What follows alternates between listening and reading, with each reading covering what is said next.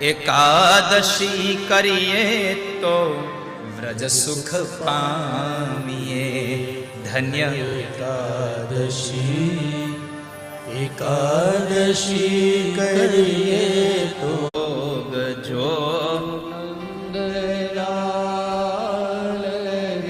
થાળ ભગવાન પાસે ધરીને આટલો કેટલી વાર લાગી? આટલો થાળ ગાયો કેટલી વાર લાગી? વધીને 2 મિનિટ થઈ હશે, વધારે વાર નહીં લાગ્યો. થાળ ભગવાન પાસે ધરીને આટલો થાળ ગાહો ને તો ઠાકોરજી તમારો થાળ જમી જાય. તમારો ભાવ હોય તો ભગવાન જમી જ જાય, સંશય નથી એમાં. ભાવહિ વિદ્યતે દેવો તસ્માદ ભાવહિ કારણમ. તમારામાં ભાવ હોય તો ભગવાન તમારો ભાવ ગ્રહણ કરે. પણ આપણે તો આખું સફરજન મૂકી દઈએ ને ખાઓ બેઠા બેઠા. આપણે આપણા ઘરમાં 5-6 મહિનાનું બાળક હોય તો આખું સફરજન આપીએ ને. વર્ષનું બાળક હોય, દાંત ન આવ્યા, એને કોઈ દી આખું સફરજન આપ્યું તમે? તો ભગવાન એ નાના બાળક જેવા છે, એને પણ એવી જ રીતે તમારે હાચવા પડે જેમ તમારા ઘરમાં 1 વર્ષના બાળકને હાચવતા હોય એમ જ ઠાકોરજીની સેવા કરો તો ઠાકોરજી રાજી થાય, નકર ભગવાન રાજી ન થાય. એમ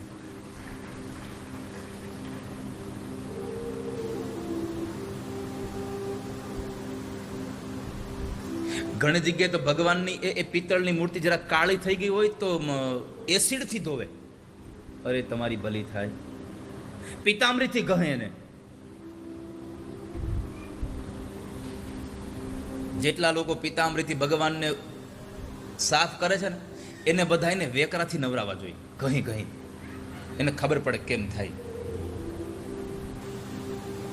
ભગવાન હાટું અભ્યંગ લઈ આવો, પરમાત્માને અભ્યંગથી સ્નાન કરાવો, પરમાત્માને અબીલથી જેને સ્નાન કરાવો.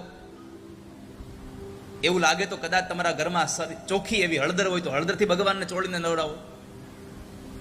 પણ આ તો પિતાંબરીથી ઉઠકે ભગવાન, જાણે વાસણ ઉટકતા હોય. ઘણી ઘણી પાછા નળ નીચે ધોવે.